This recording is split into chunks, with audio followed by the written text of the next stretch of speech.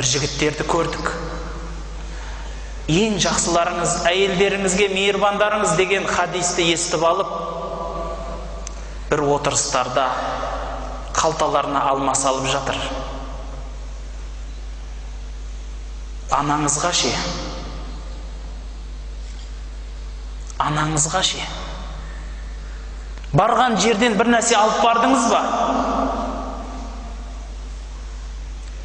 Білесіз ба? Анаңыз сіз үшін алып келетін еді. Барған жерінен. Ең тәттілерін, ең дәмділерін теріп алып кеп береді сізге. Сіз не бір дастархандарға барасыз.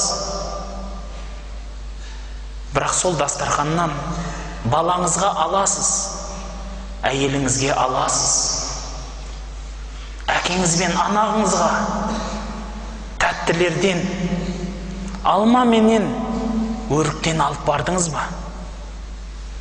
Әкетай, анашым, міне, дәмін көріңіз. Осы дастарханда сіз болмағасын тамағымнан өтпеді дедіңіз ба? Жоқ. Сол дастарханда отырғанда оны ойлағанда жоқсыз. Қалай сізді күтіп отыр деп. Қалай ішкені ұйқысы жоқ болып отырғанын сезген де жоқсыз. Бірақ сол жерде отырып келіншегім деп отырдыңыз.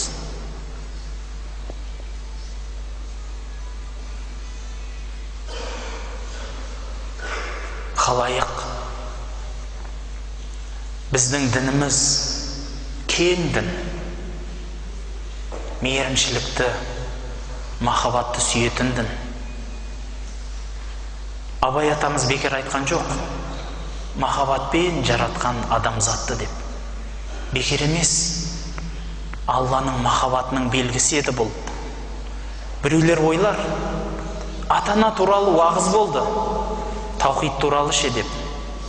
Міне таухид, міне ақида.